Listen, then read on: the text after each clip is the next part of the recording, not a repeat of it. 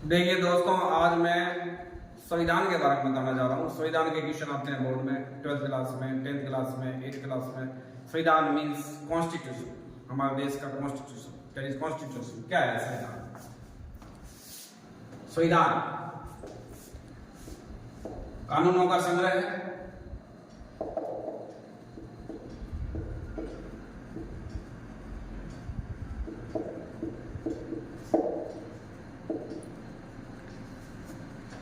किसी भी देश की शासन व्यवस्था को सुचारू रूप से चलाने के लिए हमें कॉन्स्टिट्यूशन की जरूरत पड़ती है। तो ये संविधान। तो बात होती है सर संविधान। हमारे देश का जो संविधान है वो विश्व का सबसे बड़ा संविधान है। विश्व का सबसे बड़ा और लिखित। सबसे मोटी बात है लिखित। अगर आपने किसी से अपने कंप्रोमाइज किया, अगर आपने रिटन में ले लिया तो उसकी वैल्यूड होती है। अगर आपने रिटन में नहीं लिया तो उसकी कोई वैल्यूड नहीं है। जबान है, जबान कभी भी फिसल सकती है। तो हमारे देश का संविधान है वो विश्व का सबसे बड़ा है और लिखित संविधान है। इसको बनने में जो समय लगा वो 2 वर्ष 11 माह और 18 दिन लगे। ये भी क्वेश्चन आ सकता है। और इसमें अधिवेशन कितने हुए? अधिवेशन 11 हुए। कार्यवाही कितने दिन चली? कार्यवाही कितने दिन में चली? 165 दिन, 165 डेज। और खर्चा इन्वेस्ट कितना हुआ? 64 करोड़ लगभग, नियर अबाउट 64 करोड़। तो ये हमारे देश का संविधान है। ये लिमिटेड क्वेश्चन आते हैं इससे संबंधित। हमारे देश का संविधान जो बनकर तैयार हुआ वो संविधान को बनने में ये समय ज्यादा इंपॉर्टेंट है। दिसंबर 1946 से नवंबर 1949। तो देखिए हमारे देश का संविधान 26 नवंबर 1949, मिति मार्क्सिस शुक्ल सप्तमी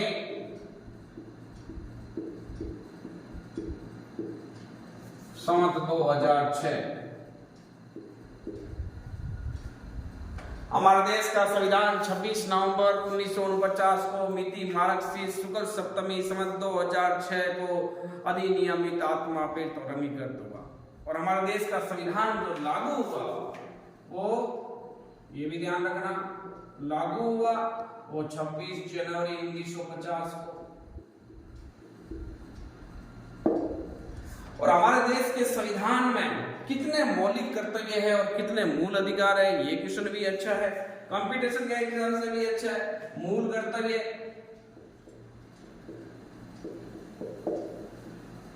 कर्तव्य पहले 10 थे, प्रेजेंट में 11 है। और मूल अधिकार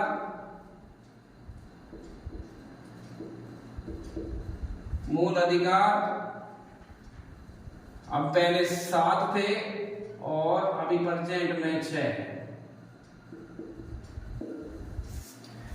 तो बात होती है सर मूल कर्तव्य पहले 10 थे अब 11 है। तो 11वां कौन सा? 86वें संविधान संशोधन सन 2002 86 कॉन्स्टिट्यूशन चेंजेस। 86वें संविधान संशोधन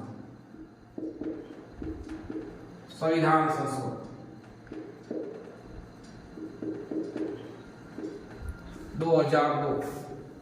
अटल बिहारी वाजपेयी प्रेसिडेंट प्रधानमंत्री थे। इसमें 6 से 14 वर्ष की आयु के जो बच्चे हैं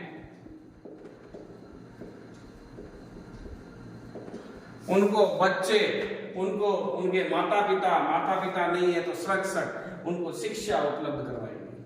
अगर शिक्षा उपलब्ध नहीं करवा रहे हैं, कहीं काम धंधे में भेज रहे हैं तो उनके खिलाफ कानूनी कार्रवाई हो सकती है, लीगल प्रोसेस। और मूल अधिकार पहले 7 थे, अभी 6 है। तो सातवां कौन सा था? 7वां है संपत्ति का अधिकार। संपत्ति का अधिकार, संपत्ति का जो अधिकार है इसको कानूनी अधिकार बना दिया गया। कानूनी अधिकार, लीगली राइट्स। 44वें संविधान संशोधन 1944 नहीं, सॉरी 78। 1947 में तो देश आजाद हुआ था, फ्रीडम हुआ। 44वें संविधान संशोधन द्वारा संपत्ति के अधिकार को कानूनी बना दिया गया।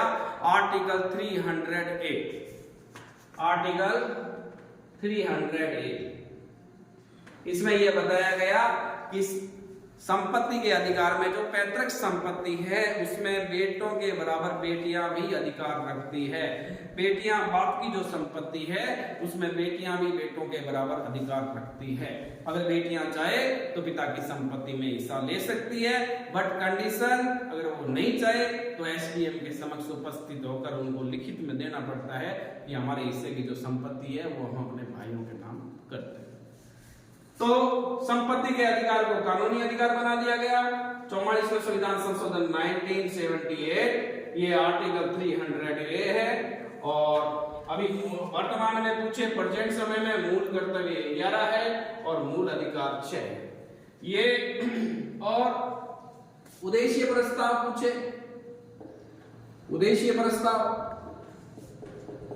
ये नेहरू ने पेश किया 13 दिसंबर 1946। और प्रांतीय सरकारों में भारतीयों को योगदान देने के लिए 3 अधिनियम बनाएंगे, 1909, 1919 और 1935। ये भारतीयों को हिस्सेदारी देने के लिए, भारतीयों के योगदान के लिए।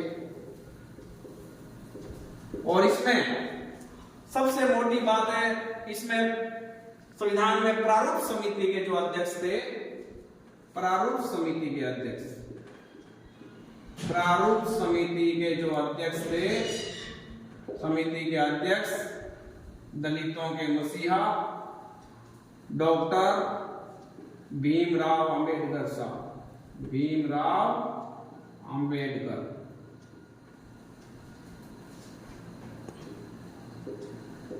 भीमराव अंबेडकर साहब ये प्रारूप समिति के अध्यक्ष थे। और पहला प्रेसिडेंट, हमारे देश का राष्ट्रपति, हमारे देश का अगर पॉपुलेशन अकाउंटिंग होती है, जनगणना होती है, तो पहला नागरिक आता है, हमारे देश का राष्ट्रपति आता है।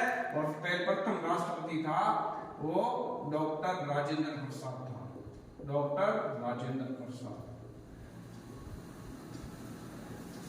और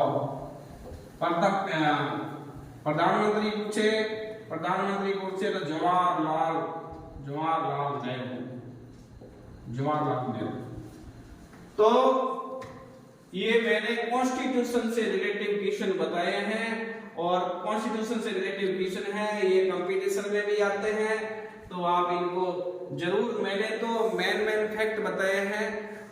मेन फैक्ट के आधार पर आप उसका पूरा रिटर्नली देखें उसका, और उसके बाद में उसको सॉल्व करें और लिख के देखें। और ये मेरा कॉन्स्टिट्यूशन का जो छोटा सा जो प्रयास था वो आपको कैसा लगा?